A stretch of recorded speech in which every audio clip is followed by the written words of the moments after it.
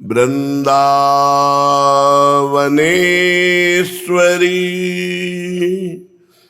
तवैव पदारविन्दम् प्रेमामृतैकमकरन्द रसौघपूर्णम्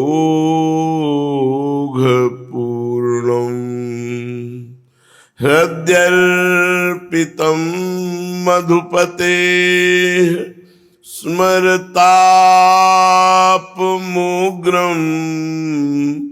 निर्वापयत् परम शीतलमाश्रयामि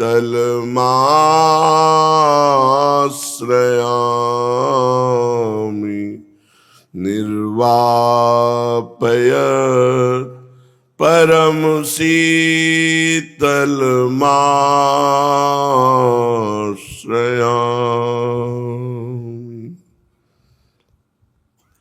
परम सच्चिदानंद घन स्वरूप प्रेमानंद में महाकरुणा में पतित पावन महामहिमा में श्री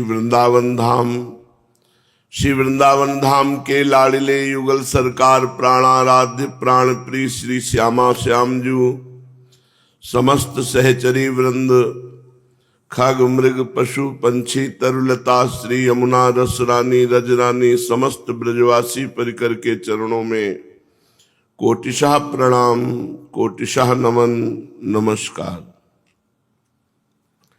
श्रीधाम वृंदावन की ऐसी अपार महिमा है, एक भी लक्षण भागवतिक ना हो, सब दोष युक्त हो, पर वो अपने जीवन को वृंदावन के हवाले कर दिया कि मैं मन वचन कर्म से श्रीधाम वृंदावन का आश्रय लेता हूं और कहीं ये सौभाग्य मिल जाए कि मैं अपने शरीर को वृंदावन में ही स्थित कर दूंगा, यहीं शरीर छोड़ूंगा, ऐसी निष्ठा रख ले कि वृंदावन के बाहर नहीं जाएंगे। थोड़ा मायाकृत झंझावात आता है, हो सकता है आपके रहने की व्यवस्था न बने, हो सकता है आपकी जीवन उपयोगी वस्तुएं आपको न मिल पावे, ऐसा भी हो सकता है कि कोई भयानक रोग हो जाए, क्योंकि श्रीधाम वृंदावन का आश्रय श्रीधाम वृंदावन का वास इस महान दुखालय संसार से बिल्कुल मुक्त हो जाना है। धाम आश्रित को पुनः माया में जगत में जन्म नहीं लेना पड़ता। अगर कोई त्रुटि रह जाए हिसाब किताब में लेना देना हो जाए तो इसी वृंदावन धाम में वो जन्म लेगा और एक जन्म के बाद फिर भगवत धाम का नित्यवासी प्रिया प्रीतम की सेवा में पहुंच जाएगा। उपासक अगर शरीर को वृंदावन रख पावे तो बहुत बड़ी बात है। अगर ऐसा सौभाग्य ना मिले तो फिर मन वचन कर्म से वृंदावन के आश्रित हो जाए। हृदय से आश्रय जैसे हम शरीर का लिए हैं, हम धन का लिए हैं, हम तपस्या साधना का लेते हैं, दान पुण्य का लेते हैं। आश्रय का मतलब है भरोसा दृढ़ कि मैं वृंदावन का हूं, वृंदावन की कृपा से इसी जन्म में मुझे प्रियालाल की प्राप्ति हो जाएगी। यद्यपि मैं दोष युक्त हूं, मेरे में अवगुण है, मैं प्रभु के लायक नहीं हूं, फिर भी प्रभु की कृपा से ही हमारे मन में ऐसी बात आ गई है कि मैं भगवान, भगवत धाम, भगवत नाम, भगवत रूप इनका आश्रय लेकर इस संसार समुद्र से पार हो जाऊं, ऐसी मेरे हृदय में बात प्रभु की ही कृपा से आई है। श्रीपाद प्रबोधानंद जी महाराज कह रहे हैं, दोषा करो हम गुणलेशहीनः सर्वाधर्मो दुर्लभ वस्तु कांक्षी वृंदाटवी मुज्ज्वल भक्ति सारं बीजं कदा प्राप्य भवामि पूर्णः। अहम सर्वदोषा करोहम्, मैं समस्त दोषों को करने वाला हूं। वर्तमान में दोषा करोहम्, मैंने किया है, वो अलग बात हो गई। करोहम्, मैं कर रहा हूं। गुणलेश ही ना, कोई भी दैवी संपदा का गुण नहीं है। लेश मात्र भी मेरे अंदर कोई गुण नहीं, समस्त गुणों से हीन हूं। सर्वाधर्मों, जितने भी अधर्म हैं वो सब मेरे आचरण में है। पर वृंदावन के वास के प्रभाव से मेरे मन में ये बात आ गई है, दुर्लभ वस्तुकांक्षी। श्री प्रिया प्रीतम के चरणारविंद की सेवा अत्यंत दुर्लभ है। श्रीपाद कह रहे हैं, ना मेरे में सद्गुण है, ना योग्यता है, फिर भी भगवत प्रेरणा से मेरे हृदय में बात आ गई है। मैं नीच हूं, दोषयुक्त हूं, पर प्रियालाल की सेवा चाहता हूं। ये बात आ गई है। हमारे हृदय में वो योग्यता नहीं प्रियालाल के सेवा की, पर ये बात आ गई है भगवत कृपा से हमारे हृदय में। वृंदाटवी उज्ज्वल भक्ति सारम, वृंदावन धाम उज्ज्वल प्रेम लक्षणा भक्ति, जो सब भक्ति का सार है, सब भक्ति का बीज है, मूल है प्रेम भक्ति। श्रीपाद कह रहे हैं, वृंदावन के आश्रय से मुझे प्राप्त हो जाएगी, भरोसा है। सर्वदोषा करो हम, गुणलेश ही ना, लेश मात्र भी गुण नहीं, सब दोष हम में है। सर्वाधर्मो, सब अधर्म आचरण है। पर भगवत कृपा से ये लालसा जग गई है कि इसी जन्म में प्रिया प्रीतम की मैं सेवा करूं। मुझे पता है वृंदावन सर्व सामर्थ्यशाली है, अपनी कृपा से मुझ दोष युक्त को भी उज्जवल निर्दोष महान प्रेम में माधुर्य रस की प्राप्ति करा देगा। मुझे पूर्ण भरोसा है वृंदावन पर।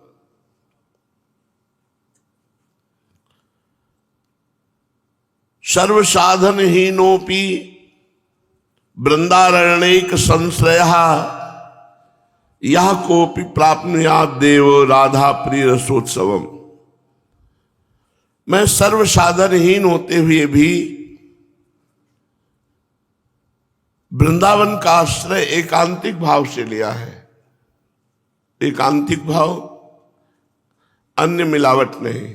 अब मेरी बात बनेगी तो वृंदावन की कृपा से बनेगी। सर्व साधनहीनोपि वृंदारण्यक संशया, एकमात्र केवल वृंदावन का हमने आश्रय लिया है। यह कोपि प्राप्नुयात् देव राधा प्रिय रसोत्सवम।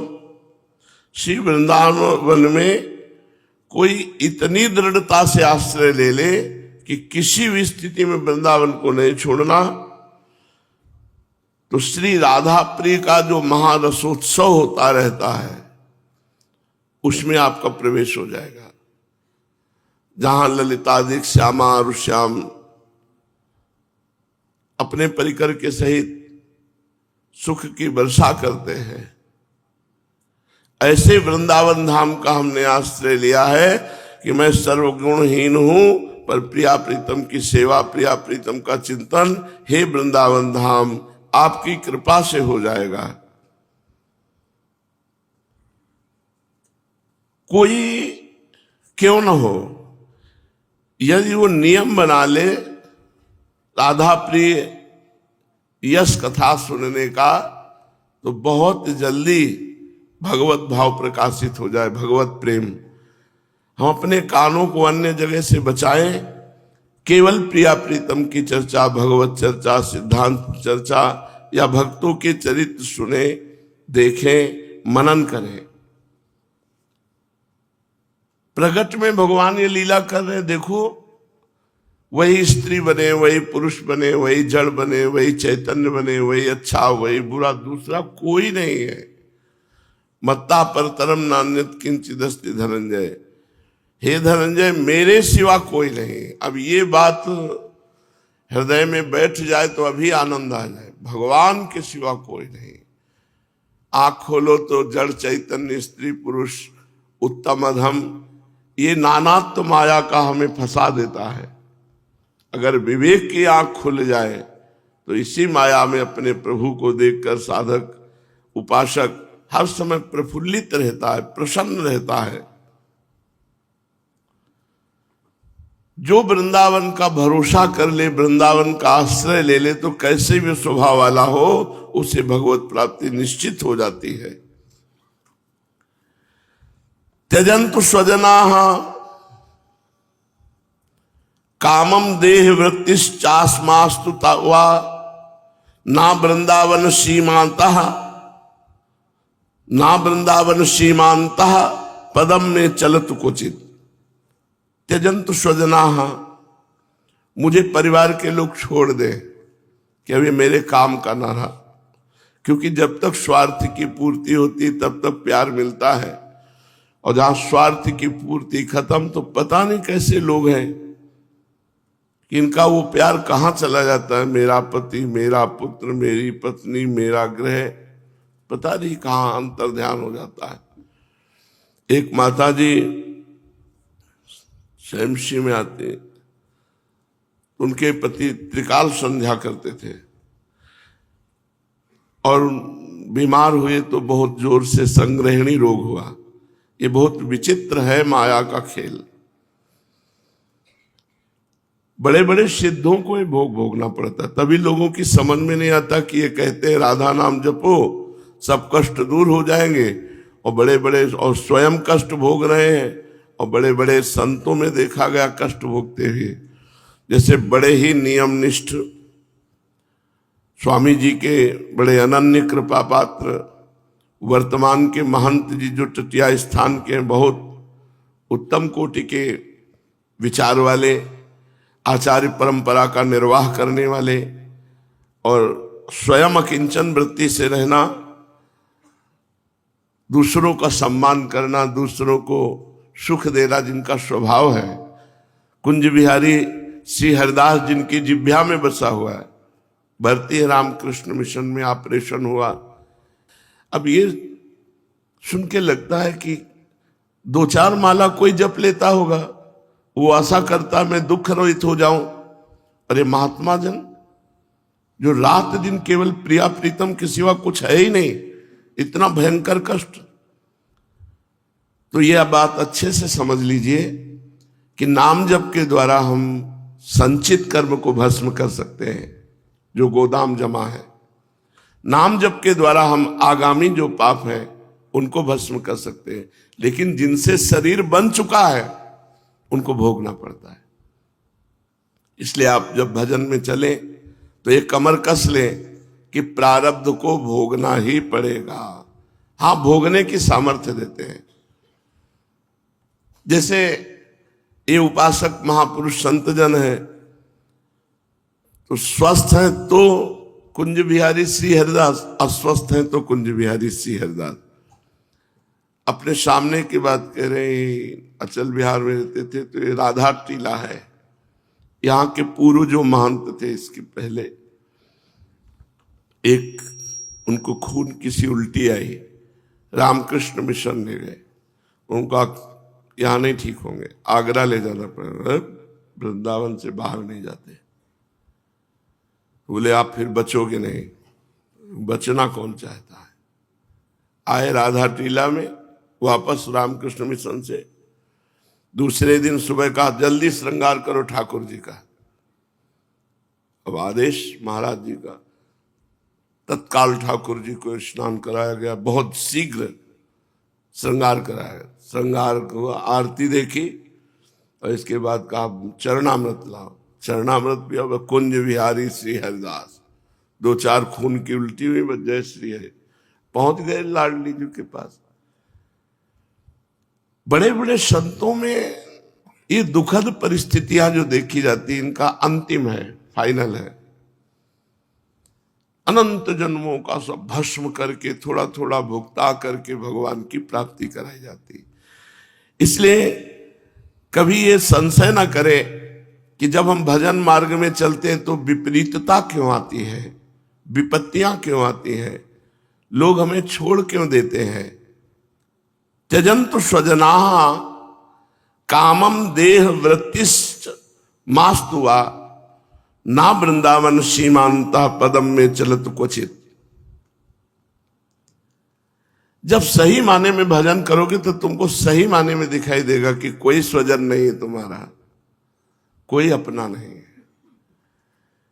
एक स्वार्थ का ऐसा जाल है जिसमें हम एक दूसरे लिपटे हुए हैं।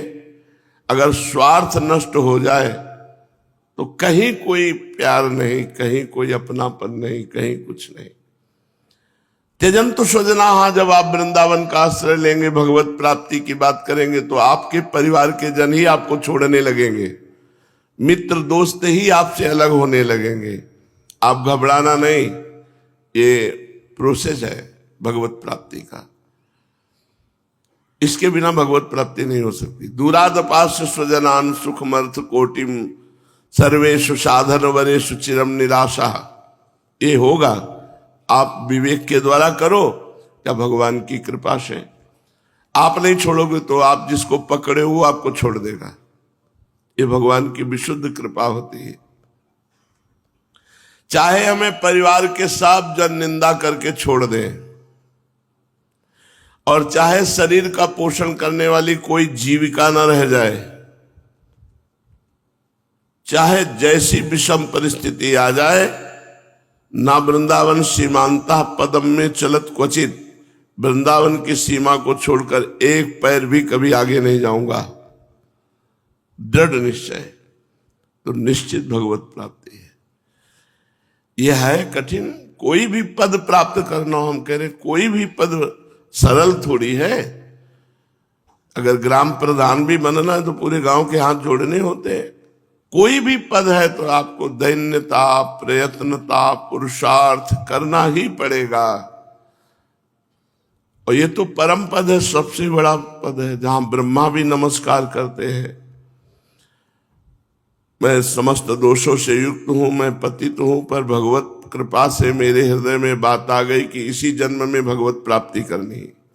सर्व साधनहीन हूं, सर्व गुणों का लेश भी मेरे में नहीं है, पर मुझे भरोसा है वृंदावन धाम पर कि वृंदावन धाम का आश्रय और वास स्वीकार किया, अब निश्चित भगवत प्राप्ति हो जाएगी। अब मैं दृढ़ता पूर्वक भगवत प्राप्ति के लिए कमर कसता हूं, चाहे पूरा परिवार विरोधी हो जाए, चाहे हमारी जीवन शैली जीने के लिए जो जीविका है उसको छीन लिया जाए, भारी कष्ट पाऊं तो भी वृंदावन की सीमा को कभी नांगूंगा नहीं, वृंदावन की सीमा के अंतर्गत रहूंगा। सामे न माता सच में पिता ना, सामे न बंधु सच में सखाना, सामे न मित्रम सच में गुरुर्ना, यो में न वृंदावन वास मादिशेत। श्रीपाद कह रहे हैं वृंदावन के वास को जिनके नाए हुलास। अगर उल्लास पूर्वक कोई अनुमति नहीं देता, उल्लास नहीं है, तिनको प्रश्न कीजिए तजिधु तिनको पास। उनका स्पर्श भी मत कीजिए, उनसे दूरी बना के रखिए। नहीं सो माता पिता नहीं, मित्र पुत्र को नाही, वृंदावन के बसत ही जो अंतर करे आए। जो भगवत धाम से विमुख कर दे, भगवत लीला नाम रूप गुण से विमुख कर दे, वो कोई भी हो, हम उसे स्वीकार नहीं करते। वृंदावन परम पद, एक ही बात समझ लो, अखंड वृंदावन वास परम पद में वास कर रहे हैं। अब हमें कोई चिंता नहीं। भजन के 4 अंक हैं, नाम रूप लीला धाम। नाम नहीं चल रहा, रूप का ध्यान नहीं हो रहा, लीलाओं का गायन चिंतन भी ना हो, तो पड़ा है वृंदावन में, तो एक भजन तो हो रहा है, वृंदावन वास। बहुत कृपालु वृंदावन है। इसलिए मनोवचन कर्म से इस कलिकाल में हम ऊंची से ऊंची स्थिति धाम की कृपा से प्राप्त कर सकते हैं। धाम की कृपा से लाडलीजू के नाम में प्रीति, लाडलीजू के राधा नाम में प्रीति में श्री लालजू महाराज अपने को बेचे हुए हैं, अधीनता स्वीकार किए हुए हैं। श्री धाम वृंदावन, प्रियालाल, रसिक भक्तजन, नाम, इतना जीवन बना लो अपना। श्री धाम वृंदावन, आश्रय आवास, रसिक महापुरुषों का संग, प्रिया प्रीतम की उपासना का रंग और निरंतर नाम जप, इससे बढ़कर कोई साधना नहीं है। पूज्यपाद श्री उड़िया बाबा जी महाराज, बाबा के अमोघ वचन है, विश्वास पूर्वक स्वीकार कर लिया जाए तो व्यवहार और परमार्थ दोनों हमारे पुष्ट हो जाए। बाबा कहते मैं ये नहीं कहता कि तुम भाई ध्यान ना धरो, लेकिन तुम ध्यान किसका धरोगे? अभी देखो तुम्हारी सामर्थ्य क्या है। मेरी बात मान लो, एक आदमी बैठकर ध्यान करता हो और दूसरा नाम जप करता हो, नाम कीर्तन करता हो, तो परिणाम में तुम देख लेना नाम कीर्तन और नाम जप वाले को लाभ मिलेगा। क्योंकि प्रभु के रूप का तो ध्यान हो ही नहीं सकता जब तक नाम जप नहीं है। देखी रूप नामाधीना, नाम के अधीन रूप है। और बहुत लोग समय नष्ट करते रहते हैं। थोड़े दिन में आप ये अंतर देख पाओगे, ध्यान धरने वाले और नाम जप नाम कीर्तन करने वाले में कितना अंतर है। कलयुगी जीव है, सबकी बुद्धि को कलयुग खराब कर रहा है, पर इसमें एक बहुत बड़ा प्रभाव है, नाम जप। कलयुग में केवल नाम, कलयुग केवल नाम आधारा। कभी कभी लगता है कि इतना नाम महिमा सुनकर नाम में प्रीति क्यों नहीं होती। एक लगन लग जानी चाहिए कि हम कभी खाली नहीं रहेंगे, हर समय नाम, हर समय नाम। पर वो चीज नहीं देखी जाती, वो चेहरे में नहीं दिखाई देती। संलग्नता, तन्मयता, पिपाशा नाम की। सब युगों से खराब युग है ये कलयुग। ये सीधे बुद्धि को भ्रष्ट करता है। किनकी? जो नाम जप नहीं करते। अगर नाम जप करे तो नाम कीर्तन, नाम जप, भगवत प्रार्थना से ऐसी सामर्थ्य प्रकट होगी कि कलयुग कुछ नहीं बिगाड़ सकता। इस कलयुग में भगवान नाम जप और कीर्तन के द्वारा वो परम पद मिलता है जो 10,000 वर्ष तपस्या करने पर भी मिलना असंभव था। सबसे बड़ी यज्ञ भगवान नाम जप यज्ञ। ना इसमें आचार्य की जरूरत है, ना इसमें घी की जरूरत है, ना इसमें समिधा की जरूरत है। यज्ञानाम जप यज्ञोस्मि, राधा राधा राधा राधा, बहुत बड़ी यज्ञ हो रही है। नाम चल रहा ना, बहुत बड़ी यज्ञ। नाम चल रहा ना, बहुत बड़े कर्तव्य का पालन हो रहा है। पर बड़े भाग्यशाली हैं जो ये बात समझ पाए।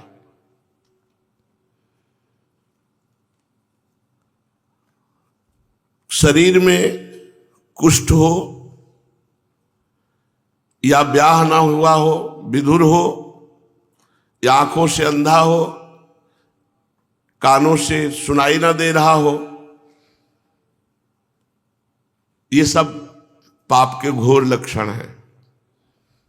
ऐसा भी अगर नाम जप करने लगे तो बहुत कम समय में उसे दिखाई देने लगेगा। क्या? प्रभु का रूप। संसार का दिखाई दे चाहे ना दिखाई दे। कानों में संसार की बातें नहीं सुनाई देंगी, पर भगवान नाम सुनाई देने लगेगा। कोई जप करके देख लो। हम ये नहीं कहते कि तुम्हारा कुष्ठ खत्म हो जाएगा, लेकिन कुष्ठ सहने की क्षमता आ जाएगी। कान में सुनाई न देना, कुष्ठी होना, विवाह न होना, अविवाहित, पूरे जीवन नाम जप के द्वारा अपने को संभाला जा सकता है। क्या इसमें बाबा ने विवाह का इतना बड़ा आकर्षण है कि इससे मुक्त होना बहुत कठिन है, पर नाम जापक सहज में इससे मुक्त हो जाएगा। नाम में इतनी शीतलता है कि कामाग्नि का दाह ही नहीं छू पाता हृदय में। जो काम की अग्नि है वो स्पर्श नहीं कर पाती है। जप यज्ञ, चाहे बालक हो, चाहे बूढ़ा हो, चाहे स्त्री हो, घोर अनाधिकारी का भी अधिकार नाम जप में है। घोर नीच पुरुष का भी अधिकार नाम जप में है। काना हो, अंधा हो, कुष्ठी हो, विधुर हो, अविवाहित हो, बालक हो, बूढ़ा हो, जवान हो, ब्राह्मण, क्षत्रिय, वैश्य, शूद्र, अंत्यज, सबका अधिकार नाम जप में है। और नाम जप करने से कलयुग में बहुत जल्दी भगवत प्राप्ति होती है। बाबा कह रहे, मैं आज अनुभव से अपने कहता हूं, भगवान नाम का जप और ब्रह्मचर्य, इससे जो चाहो प्राप्त कर सकते हो। प्रभु के नाम का जप चलता रहे और इंद्रियां पापाचरण ना करे तो बहुत जल्दी आपको अनुभव में आएगा कि भगवत कृपा हमें घेरे हुई है। नाम जप से ही तत्व ज्ञान हो जाता है। कलयुगी जीवों को वेदांत से ज्ञान प्राप्त करने की आवश्यकता नहीं पड़ेगी। जब इस कोटि का नाम हो जाएगा जपते जपते कि आपकी जिह्वा चाहे भी तो नहीं छोड़ सकती, तो आपको तत्व ज्ञान करा देगा ये नाम जप ही। नाम जप से हृदय पवित्र होता है और पवित्रता में ही भगवदानंद की स्फूर्ति होती है। हमसे पूछा जाए कि सबसे कठिन बात क्या है, बाबा कह रहे सबसे कठिन बात है भगवान का नाम जप करना। सबसे कठिन बात, सर्वश्रेष्ठ बात, सब कुछ प्राप्त कराने की सामर्थ्य। कोई कितना भी नीच हो, रोगी हो, अशुद्ध हो, वो सब पवित्र हो जाता है नाम जप से। जिस दिन हमारी नाम में आसक्ति हो जाएगी उसी दिन हमारे हृदय में विशुद्ध भक्ति का प्रादुर्भाव हो जाएगा। देखो, भगवान नाम में ऐसी रस लोलुपता है, पर ये मूर्ख लोग विषयों के सुख के लिए भगवान नाम को नहीं लेते। अगर भगवान नाम ले तो देखो जी ऐसो राम नाम रस खान, मूर्ख या को मरम न जाने, पीवे चतुर सुजान। कोई चतुर सुजान ही भगवान नाम रस का पान करता नहीं। मूर्ख लोग विषयानंद में आसक्त होकर भगवान के चिंतन को छोड़ देते हैं। अभ्यास करने से हम मूर्खता को, जड़ता को, निद्रा को, विषय वासनाओं के आकर्षण को जड़ से उखाड़ के फेंक सकते हैं नाम जप के अभ्यास से। यदि हम नाम जप का अभ्यास करें तो मूर्खता को, जड़ता को, विषय प्रियता को, आवागमन के चक्र को जड़ से उखाड़ के फेंक सकते हैं। नाम में बड़ी सामर्थ्य है। किंतु ये कोई 4 दिन के जप से नहीं हो जाएगा कि 4 दिन माला घुमाया और हम विजयी हो गए, काम विजयी हो गए। ये उकताए हुए पुरुष को सिद्ध नहीं होता। अरे जल्दी हो जाए, ये जल्दीबाजी का काम नहीं है। इसमें निश्चय करके आजन्म भगवान नाम लूंगा, लाभ दिखाई दे चाहे ना दिखाई दे। भजन किस लिए कर रहे हैं? भजन के लिए। भजन के बिना हम रह नहीं सकते। भजन हमारा जीवन है। बस एक बार पूज्य श्री स्वामी अखंडानंद जी महाराज के एक शिष्य ने कहा कि स्वामी जी, हम आपके शिष्य हैं, 18 वर्ष हो गए आपसे मंत्र लिए और नाम जप करते, कोई लाभ हमको नहीं मिला। स्वामी जी ने कहा, हाँ दूसरा मंत्र दे देंगे, पर 24 घंटे तुम्हें खाली रहना पड़ेगा। हमें गुरु मानते हो? बोले हाँ। तो बोले कसम है तुम्हें हमारी, जिस मंत्र ने 18 वर्ष तक जप करने पर कोई लाभ नहीं दिया, 24 घंटे तुम नहीं बोलोगे। 24 घंटे तुम स्मरण मत करना, फिर इसके बाद ऐसा मंत्र दूंगा कि बहुत जल्दी लाभ मिल जाएगा। जब अब यही वो सीढ़ी में उतरने लगो मंत्र, उसका अभ्यास था। वो थोड़ी देर गए, लौट के आके रो के बोले स्वामी जी इसको छोड़ तो नहीं पाएंगे। बोले ये मिला 18 साल में, भगवान का नाम नहीं छोड़ पाएंगे, इससे बड़ी चीज क्या हो सकती है। रो के बोले कि स्वामी जी आपकी कसम निर्वाह नहीं हो पाएगी, क्योंकि मैं छोड़ नहीं पाऊंगा। बोले ये मिला 18 वर्ष में कि तुम्हारे अंदर मंत्र आसक्ति पैदा हो गई, नाम का आसक्ति पैदा हो गई। अब इसका प्रभाव तो अपने आप सुरक्षित है भगवान की बैंक में। हाँ, थोड़ा कोई होगा मल विक्षेप जो अभी भगवत दर्शन नहीं होने देता, और जब करो वो उसका नाश करके भगवत साक्षात्कार करा देगा। ये 4 दिन के अभ्यास से नहीं हो जाएगा, ये जल्दीबाजी का काम नहीं है। निश्चय कर लो आजन्म पूरे जीवन नाम जप करता रहूंगा, और नित्य हिसाब लगाओ कि आज कौन सा हमसे गलती हुई, कौन सा पाप हुआ, किस कारण से भजन रुका, और उसे सुधारने की चेष्टा करो। नियम ले अब लो नशानी अब ना नशई हो। जप में इतनी शक्ति है कि जब अधिक होने लगेगा तो तुम्हारी समाधि लगने लगेगी, एकाग्रता सिद्ध हो जाएगी। जब नियम पूर्वक प्रतिज्ञा पूर्वक भगवान नाम जप होगा तो गीता जी के जितने श्लोक हैं सबका अर्थ अपने आप आपके हृदय में आने लगेगा। जप करके देखो, अपने आप सच्चिदानंद भगवान की वाणी आपके हृदय में स्फुरित होने लगेगी। नित्य प्रति यदि साधना की जाए नाम जप की, तो कुछ ही दिनों में नियम पूर्वक नाम जप करने से लाभ प्रतीत होने लगेगा। यदि लाभ ना दिखे तो परेशान मत होना, पाप नष्ट हो रहे हैं इसलिए लाभ नहीं दिख रहा। हम कह रहे हैं पूरे जन्म लाभ ना दिखे तो भी तुम परेशान मत होना, तुम्हें अंतिम में भगवत साक्षात्कार हो जाएगा, तुम्हारा जीवन अंतिम में फाइनल में पहुंच जाएगा। अगर कोई ऐसे प्रारब्ध भोग हैं जो अभी भगवदानंद का अनुभव नहीं होने दे रहे, तो तुम चुपचाप अपनी दिनचर्या करते रहो, नाम जप करते रहो, अंतिम में बात बन जाएगी। जिस माला से आप नाम जप करते हैं उस माला में शक्ति पैदा हो जाती है। ये बहुत अब आजकल वो काउंटर चल गया है, माला तो लोग कम जपते हैं, लेकिन हम धन्यवाद देते हैं कि किसी भी तरह नाम स्मरण हो। मान लो काउंटर से नाम अधिक रुचिपूर्वक होता है, आप कीजिए, पर काउंटर को सम्मान से रखिए, क्योंकि वो माला के समान ही तो है, नाम गणना में आता है। माला जिससे नाम जप कर रहे हो, सुमिरनी या काउंटर, इसे भगवत स्वरूप समझो अपनी जेब में, और पवित्र भाव से जपो, पवित्र भाव से रखो, उसका महत्व रखो। वो नाम जपो आता है। वैसे तो कोशिश करे तुलसी जी की सुमिरनी ले ले छोटी,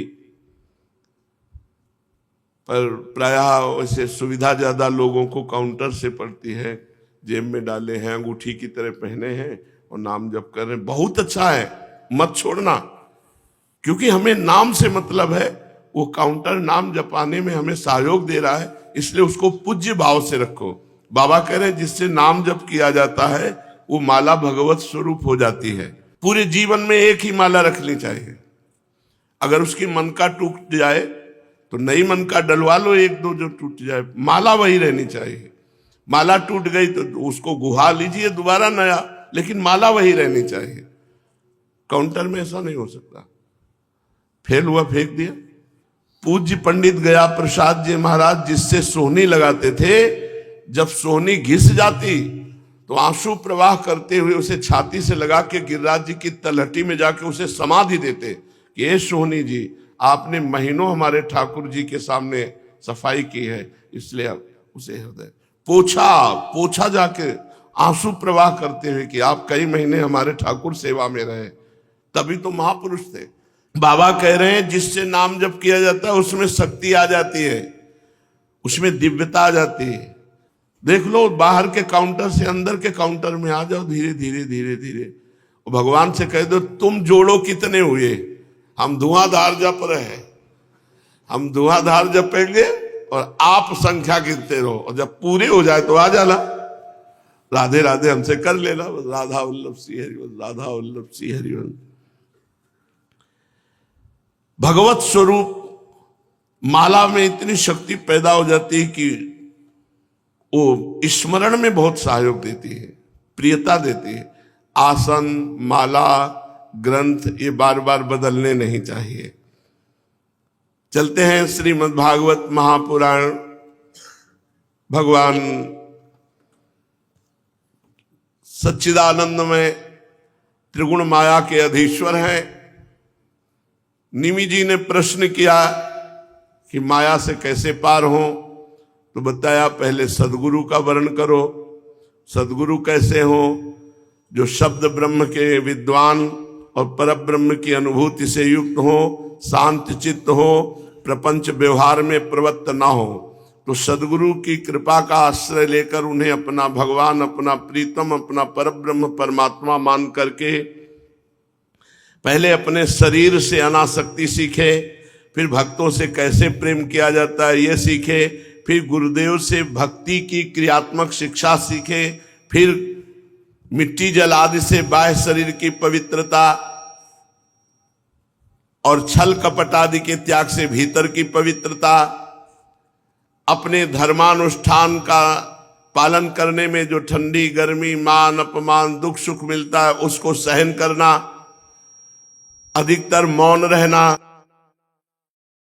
अपने इष्ट ग्रंथ का स्वाध्याय करना, स्वभाव सरल बना लेना, अधिक ब्रह्मचर्य का पालन करना, मन वचन कर्म से किसी को दुख ना पहुंचाना, अहिंसा, हर द्वंद्व में समान भाव रखने की चेष्टा रखना, स्तुति निंदा मान अपमान सुख दुख जय पराजय समान भाव रखने का, सर्वत्र सब देश काल सब वस्तुओं में चेतन रूप से आत्मा और नियंता रूप से ईश्वर विराजमान है ऐसा देखना, अकेला जीने का स्वभाव बना लेना, असंगोहम, ये मेरा घर है ऐसा भावना रखना, ठाकुर जी की कुटिया में सेवक हूं, गृहस्थ हो तो पवित्र वस्त्र और त्यागी वैरागी हो तो फटे पुराने चिथड़े या जो प्रारब्ध के अनुसार वस्त्र मिल जाए उसी के द्वारा शरीर ढक ले। भगवान की प्राप्ति का मार्ग बताने वाले शास्त्रों में श्रद्धा और किसी शास्त्रों की निंदा न करना, थोड़ा प्राणायाम करना जिससे शरीर स्वस्थ रहे और मन संयमित रहे। मौन के द्वारा वाणी का, प्राणायाम के द्वारा मन का और कर्मों का संयम अभ्यास से वासनाहीनता के द्वारा करे। झूठ बोलने से बचे। झूठ बोलना एक स्वभाव में आ गया है। किसी भी बात को झूठ बोल करके बहुत अच्छे से सजाकर हम सोचते हैं कि हम जीत गए, लेकिन नहीं, हम हार गए। जीतना होता है सत्य, हारना होता है असत्य। असत्य भाषण किए, असत्य झूठ बोले, तुम हार गए, अपने मार्ग से पतित हो गए। इसलिए सत्य बोलने की चेष्टा करें। इंद्रियों को अपने अपने गोलकों में स्थिर रखे, इंद्रियां और मन कहीं बाहर विषयों में न जाने पावे। राजन, भगवान की लीलाएं अद्भुत हैं, भगवान के जन्म कर्म गुण दिव्य हैं, उन्हीं का श्रवण करना चाहिए। भगवान के ही नाम का कीर्तन, गुण का कीर्तन करना चाहिए, भगवान का ही ध्यान करना चाहिए। शरीर से जितनी भी चेष्टाएं हो सब भगवान के लिए करना सीखे, गुरुदेव की चरण शरण में। दान अपने पास यदि कुछ ज्यादा है अपने सेवन से, तो जिनके पास अभाव है उस वस्तु का उनको देना चाहिए। शुद्ध दान का तात्पर्य यही है कि जिनके, अब ऐसा भी दान होता है, पोछा लगाने लायक कंबल नहीं था जो दान कर रहे थे, और 20 लोग कंबल पकड़े होंगे, एक गरीब आदमी बीच में बैठा था। हमें लग रहा था कि कंबल जितना सुख ले देगा उतना तो दुख दे रहे हैं उसको घेर करके। 20 लोग छुए हैं उसी में। अरे इतने धनी हो, इतनी गाड़ी में चलते तो कंबल दे तो 1500 का तो दो, मरा हुआ कंबल जिनमें तुम्हारे पुरखा भी वहां से जल रहे होंगे कि हमें तृप्ति करवाएगा कंबल दान करके। वस्त्र भोजन उत्तम देना चाहिए। अगर वही कंबल तुमको ओढ़ने को दिया जाए तो तुम ओढ़ने के क्या पैर में डालना पसंद नहीं करोगे, और उस तुम दे रहे हो, गरीब समझ रहे हो। अरे नारायण है वो, हरि है बैठा हुआ है। ये धन जो है ना, ये बहुत बुद्धि को भ्रष्ट कर देता है। देना है तो एक को दो, पर उत्तम दो, अच्छी वस्तु दो। एक को पवाओ, ये गिनती थोड़ी दिखाने की 100 को पवा रहे हैं, एक को पवाओ, लेकिन भरपेट अच्छे से अच्छा पदार्थ पवाओ। एक की सेवा करो, सर्वोपम है, लेकिन भाव से करो। ये दिखावटी पना नहीं कि एक कंबल में 20 लोग पकड़े हैं, 20 लोग छुए हैं ऐसे, मतलब परम पद पहुंच जाएंगे एक ही कंबल में, 20 लोग चले जाएंगे। मनमानी पापाचरण करते हो, मनमानी धन एकत्रित करते हो, जब देने का नंबर आता है तब तुम्हारे दिमाग की कहां गई थी वो बुद्धि जो मांगने के समय तुम्हारे थे। यही कंबल तुम्हें दिया जाए, यही तुम्हें। एक बार उड़िया बाबा जी महाराज ब्रज क्षेत्र में एक धनी आए थे, भंडारा कर रहे थे। उसमें 2 क्वालिटियां थी।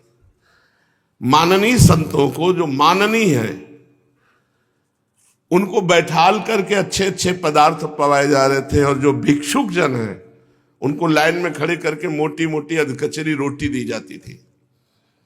उड़िया बाबा जी भिक्षुकों में खड़े हुए और 4 रोटी मोटी मोटी बाबा लेके आ गए। 2 पाई 2 गाड़ दिया मिट्टी में। और जब सुना गिरिराज जी में कि पूज उड़िया बाबा है, तो वो सेव अंगूर की बड़ी बड़ी झालियां लेकर के चरणों में, बाबा भंडारा कर रहे हैं, आप कृपा करके पधारो तो हमारा भंडारा सार्थक हो जाएगा। बोले नहीं, हम तो पधारे क्या, हम तो 2 पा चुके हैं रोटी, और 2 गड़ी है, खोद के वहां से दिखा। बोले बाबा ये तो गरीबों के लिए। तो बोले हमसे गरीब कौन होगा, न घर है, न मकान है, न रिश्ता है, न। बोले बाबा आप लोगों के लिए वीआईपी व्यवस्था है। बोले हाँ, यही दिखाने के लिए 2 रोटी रखे थे। एक जैसा भोजन नहीं करोगे नरक जाओगे। एक को पवा रहे हो हलवा पूड़ी वहां बैठा के, दूसरे को कच्ची रोटी बांट रहे हो। ये कौन सा। हमें लगता है कि अगर उनको कच्ची रोटी दे दे तो अच्छा रहेगा, हलवा पूड़ी इनको पवा दे, क्योंकि इनको कौन पूजता है। उत्तम बात यह है कि जिनको कोई नहीं पूजता उसका पूजन करो। अब उनको तो जहां भी जाएंगे महंत जन, श्रेष्ठ जन, उनका तो स्वागत होगा ही। स्वागत करो उनका जिनका कोई स्वागत नहीं करता। यही तो कोई बात नहीं जानता। यज्ञ की पूर्ति राजस्व यज्ञ की सुपज वाल्मीकि जी की आराधना से हुई थी। तो दान में ये सब, एक पंखा टंगवा देंगे तो पूरा पता लिखवा देंगे, फोन नंबर, ये गांव का, ये पूरा ब्लॉक, ये हमने देखा। मतलब एक पंखा में पुरखा तक परम पद पहुंच जाए, ऐसे लोग हैं। और भगवान ने तुम्हें पूरा सब दान किया, कहीं नहीं लिखा होगे, कहीं नहीं लिखा होगा कि बिहारी जी ने सब दिया, कहीं नहीं लिखा होगे। बेईमान अपना 100 रुपया दे तो भगवान के पैसे से, तो उसमें सब लिखवा देंगे। कुछ लोग पत्थर में नाम लिखवा लगा दो यहाँ। ये दान का मतलब क्या समझते हैं ये लोग। दान का मतलब होता है तुदीयम वस्तु गोविंदम तुभ्यमेव समर्पय। आपकी दी हुई वस्तु भगवान मैं आपको देता हूं। तो दान आदि के द्वारा और तपस्या आदि के द्वारा, तप कहते हैं जो अपने धर्मानुष्ठान करने में कष्ट सहा जाता है, और जप के द्वारा तथा स्त्री पुत्र घर अपना जीवन प्राण सब कुछ जो कुछ प्रिय लगता है वो सब भगवान को सौंप देने से सच्चिदानंद भगवान की प्राप्ति होती है। जिन संत महापुरुषों ने सच्चिदानंद स्वरूप भगवान श्री कृष्ण को अपनी आत्मा और स्वामी के रूप में साक्षात्कार कर लिया हो, उन संतों से प्रेम करो। कल एकांतिक में यही चर्चा कि भगवत प्राप्त महापुरुषों का संग ही हमें भगवान के प्रेम रंग में रंग सकता है। तो उन्होंने कहा कहां खोजे, तो भगवान से प्रार्थना करो। जब द्रवै दीन दयालु राघव, तो साधु संगति पाइए। जब भगवान द्रवित होते तब संतों का संग मिलता। खिलवाड़ समझते हो, महत संगस्तु दुर्लभ हो, महापुरुषों का संग बड़ा दुर्लभ होता है। तो जिन संत पुरुषों ने सच्चिदानंद स्वरूप भगवान श्री कृष्ण को अपनी आत्मा के रूप में साक्षात्कार कर लिया है या अपने स्वामी के रूप में साक्षात्कार कर लिया है, इन ऐसे संतों का संग हो, ऐसे संतों की सेवा हो तो भगवत प्रेम स्वाभाविक हृदय में जागृत हो जाए। उपासक को चाहिए परस्परानुकथनम पावनम भगवद्यशः मिथोरतिर्मिथस्तुष्टिर निवृत्तिर्मिथयात्मनः। जब चार साधक आपस में मिले तो एक दूसरे से भगवत संबंधी वार्ता ही करें, प्रपंच वार्ता न करें। भगवान की चर्चा करके प्रसन्न होना चाहिए। भगवान की चर्चा करने से संतुष्टता प्राप्त होनी चाहिए। प्रपंच से निवृत्त होकर के अपनी आत्मा की शांति के लिए केवल भगवान का नाम जप, भगवान चर्चा, भगवान के नाम कीर्तन, इसी में आनंद। श्रवणम कीर्तनम ध्यानम हरेरद्भुत कर्मणः जन्म कर्म गुणानाम चा तदर्थे खिल चेष्टिताम। भगवान के नाम गुण कीर्तन, नाम गुण श्रवण और भगवान के जो जन्म लेकर अवतार लेकर चरित्र करते हैं उनका गायन, यही हमारा जीवन हो जाना चाहिए। स्मरन्तः स्मारयन्तश्च मिथो घौगहरं हरिं भक्त्या संजातया भक्त्या बिभ्रत्युत्पुलकाम तनुम। जब कोई आपस में बैठकर भगवत चर्चा करता है और उसी चर्चा में तुष्यन्ति च रमन्ति च, तो बड़ी शांति हृदय में मिलती है। राजन, भगवान श्री कृष्ण का स्मरण राशि राशि पापों को भस्म कर देता है। तो हमें चाहिए कि हम खुद भगवान नाम स्मरण करें और दूसरों को प्रेरणा दें। स्मरंता स्मारयन्तश्च, स्वयं स्मरण करें भगवान का और अपने प्रियजनों को, अपने मित्रजनों को असत आचरण छुड़ा करके भगवान नाम जप में लगाएं। एक दूसरे को स्मरण कराएं, भगवत चर्चा करें, भगवान नाम की महिमा सुनावें, जिससे अपने प्रियजन नाम जप करने लगे। जब इस प्रकार साधन भक्ति का अनुष्ठान किया जाता है तो प्रेम भक्ति का उदय हो जाता है और शरीर पुलकित हो जाता है। तो क्वचिद रुदन्त्यच्युत चिंतया क्वचिद धसन्ति नंदन्ति वदन्त्यलौकिकाः नृत्यन्ति गायन्त्यनुशीलयन्त्यजम् भवन्ति तूष्णीं परमेत्य निर्वृताः। उसकी कभी कभी ऐसी विलक्षण स्थिति हो जाती है कि वो भगवान के चिंतन में रोने लगता है। इतना समय हो गया अभी तक भगवान नहीं मिले, पता नहीं कौन सी शाम जीवन की अंतिम शाम होगी, हे भगवान आप कब मिलोगे। बस गाढ़ चिंतन हुआ और रोना शुरू हो गया। इतना रोना, जोर जोर से रोना। अब वो इतना विकल है, क्या करूं, कहां जाऊं, किससे पूछूं, कैसे भगवान मिले। सोचते सोचते रोने लगता है। कभी उसके सामने लीला स्फुरित होती है। इतने परमेश्वरशाली भगवान को यशोदा मैया छड़ी दिखाकर डांट रही है, मुंह खोल, तूने मिट्टी खाई है। हंसी आती है। ठहाका मार करके भगवान की लीलाओं का चिंतन करके हंसता है। कभी भाव देश में उसके सामने प्रभु होते हैं, इतना आनंद उसको आता है कि लोकातीत भाव में होकर भगवान से बातचीत करता है, भगवान के सामने नाचने लगता है, भगवान के सामने गाने लगता है, नाच नाच कर भगवान को रिझाने लगता है। कभी कभी भगवान अंतर ध्यान हो गए, वो ढूंढता है, वो खोजता है भगवान को। उसकी स्थिति सामान्य जनों से बहुत ऊपर उठ जाती है। जो केवल नाम जप करता है, भगवत नाम कीर्तन करता है, भगवत चर्चा करता है, प्रपंच से कोई मतलब नहीं, उसकी एक दिन ऐसी स्थिति आ जाती है। कभी कभी वो चुप शांत एकदम समाधिस्थ हो जाता है, पूर्ण काम कृत्यता। राजन, जो इस प्रकार भागवत धर्मों की शिक्षा ग्रहण करता है, उनके द्वारा उसे प्रेम भक्ति की प्राप्ति हो जाती है और वो भगवान नारायण के परायण होकर उस माया को अनायास ही पार कर जाता है, जिसके पंजे से निकलना बहुत कठिन है। राजा निमि ने कहा, महाराज आपने अभी नारायण नाम से वर्णन किया, परमात्मा का ही नाम नारायण है, तो महर्षियों आप लोग परमात्मा का वास्तविक स्वरूप जानने वालों में सर्वश्रेष्ठ है, इसलिए मुझे ये बतलाइए कि परब्रह्म परमात्मा को नारायण नाम से वर्णन किया जाता है, उनका स्वरूप क्या है।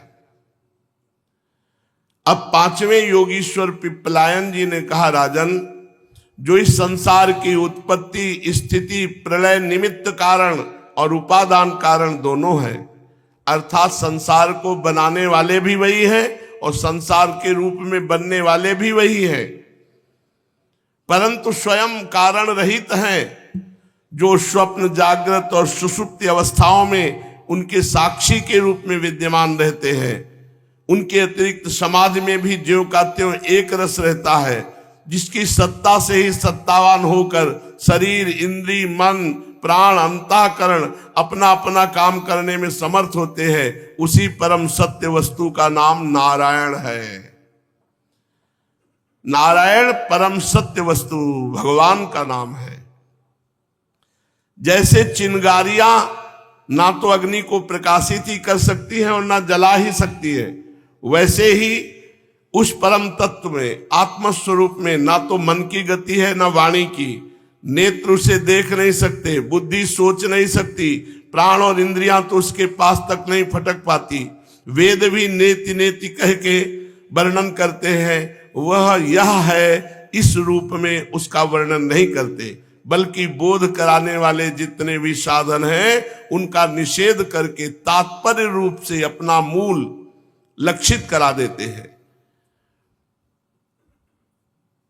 जब सृष्टि नहीं थी तब केवल एक वही थे।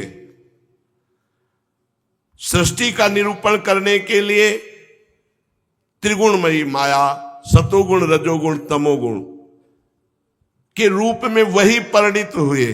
वही सृष्टि का विस्तार करने के लिए वही परब्रह्म जिनका नाम नारायण है, वही त्रिगुण माया के रूप में, फिर उसी से ज्ञान प्रधान होने से महातत्व किया प्रधान होने से सूत्रात्मा और जीव की उपाधि होने से अहंकार के रूप में वर्णन किया। वास्तव में जितनी भी शक्तियां हैं, चाहे वे इंद्रियों के अधिष्ठात्र देवताओं के रूप में हो, चाहे इंद्रियों के या उनके विषयों के अथवा विषयों के प्रकाश के रूप में, सब का सब वही ब्रह्म है, नारायण है। क्योंकि ब्रह्म की शक्ति अनंत है। कहां तक कहूं, जो कुछ दृश्य अदृश्य कार्य कारण सत्य असत्य है, सब कुछ ब्रह्म है। इनसे परे जो कुछ है वो भी ब्रह्म ही है। वह ब्रह्म स्वरूप आत्मा ना तो कभी जन्म लेता है और ना मरता है, वो ना तो घटता है ना बढ़ता है। जितने भी परिवर्तनशील पदार्थ हैं, चाहे वे क्रिया संकल्प उनके अभाव के रूप में ही क्यों न हो, सबकी भूत भविष्यत और वर्तमान सत्ता का वो साक्षी है। देश काल और वस्तु से अपरिच्छिन्न है, अविनाशी है। वह उपलब्धि करने वाला अथवा उपलब्धि का विषय नहीं है, केवल उपलब्धि स्वरूप ज्ञान स्वरूप है। जैसे प्राण तो एक ही रहता, परंतु स्थान भेद से उसके नाम अलग हो जाते हैं, वैसे ही ज्ञान एक होने पर भी इंद्रियों के सहयोग से उसमें अनेकता की कल्पना हो जाती है। जगत में 4 प्रकार के जीव होते हैं। एक अंडा फोड़कर पैदा होने वाले पक्षी सांप आदि, नाल में बंधे पैदा होने वाले पशु मनुष्य आदि, धरती फोड़कर निकलने वाले वृक्ष वनस्पति आदि, पसीने से उत्पन्न होने वाले खटमल जूं आदि। इन सभी जीव शरीरों में प्राण शक्ति जीव के पीछे लगी रहती है। शरीरों के भिन्न भिन्न होने पर भी प्राण एक ही रहता है। सुषुप्ति अवस्था में जब इंद्रियां निश्चेष्ट हो जाती हैं, अहंकार भी सो जाता है, लिंग शरीर नहीं रहता, उस समय यदि कूटस्थ आत्मा भी न हो तो ये बात की पीछे से स्मृति कैसे हो कि मैं सुख से सोया था। पीछे होने वाली ये स्मृति कि मैं सुख से सोया था उस समय परमात्मा के अस्तित्व को प्रमाणित करती कि पर वही परमात्मा, वही आत्मा कि आज मैं बहुत सुख से सोया। जब भगवान कमलनाभ के चरण कमलों को प्राप्त करने की इच्छा से तीव्र भक्ति की जाती है, तब वह तीव्र भक्ति ही अग्नि के भांति गुण और कर्मों से उत्पन्न हुए चित्त के सारे मलों को जला डालती है। और जब चित्त शुद्ध हो जाता है तब आत्म तत्व का साक्षात्कार हो जाता है। जैसे जब नेत्र निर्विकार होते हैं तो सूर्य या चंद्रमा प्रत्यक्ष दिखाई देता है, ऐसे ही जब हृदय निर्मल हो जाता है तो प्रत्यक्ष परमात्म तत्व का अनुभव हो जाता है। राजा निमि ने पूछा, योगीश्वरों, अब आप लोग हमें कर्म योग का उपदेश कीजिए। कर्म योग के द्वारा बहुत जल्दी चित्त शुद्ध हो जाता है और उसे सब सुख देने वाले ज्ञान की प्राप्ति हो जाती है कर्म योग से। और हमको ये बताइए कि यही कर्मयोग का प्रश्न महाराज निमि कह रहे, मैं बाल्यावस्था में था, मेरे पिता इक्ष्वाकु तो सनकादियों से हमने प्रश्न किया था, सनक सनंदन सनातन सनत कुमार से, पर उन्होंने कोई उत्तर नहीं दिया था। इसका क्या कारण था, कृपा करके मुझे बताइए। अब छठे योगीश्वर आविर्होत्र जी ने कहा, राजन, कर्मा अकर्म विकर्मेति वेदवादो न लौकिकः वेदस्य चेश्वरात्म तत्र मुह्यन्ति सूरयः। कर्म जिसे शास्त्र कहता है करो, अकर्म निषिद्ध जिसे मना किया जाता है, और विकर्म विहित का उल्लंघन कर देना, ये तीनों एकमात्र वेद के द्वारा जाने जाते हैं। इनकी व्यवस्था लौकिक रीत से नहीं होती, वेद रीत से होती है। और वेद अपौरुषेय है, ईश्वर का स्वरूप है, इसलिए उनके तात्पर्य का निश्चय करना बहुत कठिन है। इसी से बड़े बड़े विद्वान भी उनके अभिप्राय का निर्णय करने में भूल कर दिया करते हैं। तो जब आपने प्रश्न किया था सनकादि का तो आप बच्चे थे, इसीलिए उन्होंने उत्तर नहीं दिया, क्योंकि बड़ा सूक्ष्म विषय है, अधिकारी होना चाहिए। तुम्हारे बचपन की ओर देखकर तुम्हें अनाधिकारी समझकर सनकादि ऋषियों ने तुम्हारे प्रश्न का उत्तर नहीं दिया था। यह वेद परोक्षवादात्मक है, यह कर्मों की निवृत्ति के लिए कर्म का विधान करता है। जैसे बालक को मिठाई आदि का लालच देकर औषधि खिलाते हैं, वैसे ही अनभिज्ञों को स्वर्ग आदि का प्रलोभन देकर श्रेष्ठ कर्मों में प्रवृत्त करता है वेद। जिसका अज्ञान निवृत्त नहीं हुआ, जिसकी इंद्रियां वश में नहीं हुई, यदि वो मनमाने ढंग से वेदोक्त कर्मों का परित्याग कर देता है तो वह विहित कर्मों का आचरण न करने के कारण विकर्म रूप अधर्म ही करता है। इसलिए मृत्यु के बाद मृत्यु और नरक को प्राप्त होता है। इसलिए फल की आशा छोड़कर विश्वात्मा भगवान को समर्पित करो। अपने सारे कर्म भगवान को समर्पित करो, और जो कर्म करो शास्त्र आज्ञा के अनुसार करो। इससे तुम्हें ज्ञान रूपी सिद्धि प्राप्त हो जाएगी। जो पुरुष चाहता है कि शीघ्र से शीघ्र मेरे ब्रह्म स्वरूप आत्मा की हृदय ग्रंथि मैं और मेरेपन की कल्पित गांठ खुल जाए, उसे चाहिए कि वैदिक और तांत्रिक दोनों ही पद्धतियों से भगवान की आराधना करे। पहले गुरुदेव का वर्ण करे और गुरुदेव से प्रभु की सेवा सीखे, गुरुदेव की दीक्षा प्राप्त करे, उनसे भगवत सेवा सीखे कि कैसे भगवान को रिझाना चाहिए। अपने को भगवान की जो मूर्ति प्रिय लगे, अभीष्ट जान पड़े, उसी को घर में विराजमान करके पूजा करनी चाहिए। पहले स्वयं स्नान करके पवित्र वस्त्र पहने, तिलक आदि की रचना करे, संतोष आदि से अंतःकरण को शुद्ध करे। इसके बाद भगवान की मूर्ति के सामने बैठकर प्रणाम करे भगवान की मूर्ति को। फिर नाड़ी शोधन विधि पूर्वक मंत्र देवता आदि के न्यास से अंग रक्षा करके भगवान की पूजा करे। पहले पुष्पादि पदार्थ जो उनमें देखे कोई जंतु तो नहीं है, ऐसे पुष्प नहीं चढ़ा देना चाहिए। पुष्प को पहले देखना चाहिए कोई जंतु तो नहीं है, उसे जंतु निकाल कर अलग कर दो। और जहां पूजन करना है वहां पोछा लगाओ या गाय के गोबर से लीप दो। और बहुत धैर्यवान होकर, जल्दीबाजी नहीं, बहुत अव्यग्र होकर भगवान की मूर्ति की जो पहले पूजा की गई थी उन पदार्थों का छालन करें। फिर पूजा के योग्य पात्र मार्जन करके मंत्रोच्चारण पूर्वक जल छिड़क कर पाद्य अर्घ आदि पात्रों को स्थापित करें। तदनंतर एकाग्रचित होकर हृदय में भगवान का ध्यान करते हुए कि हमारे हृदय से भगवान की मूर्ति में भगवान समा रहे हैं, और पूजा करें।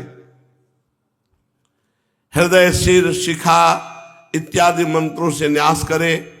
इष्ट देव के मूल मंत्र के द्वारा देश काल आदि के अनुकूल प्राप्त पूजा सामग्री से प्रतिमा में अथवा हृदय में भगवान की पूजा करें।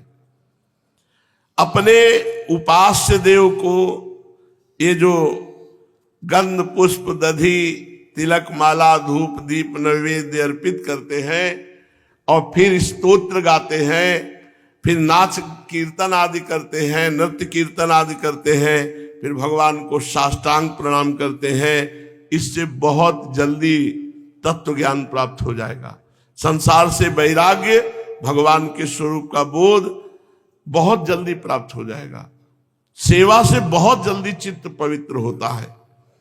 इसलिए सबको सेवा विराजमान करनी चाहिए अपने घरों में। जब सेवा संपन्न करे तो ये ध्यान करे कि मूर्ति से परमात्मा मेरे हृदय में आके विराजमान हो गए। कभी हमें अलग नहीं रहना अपने प्रभु से। और जो भगवान को अर्पित की हुई तुलसी माला प्रसादी उस सिर पर रखे।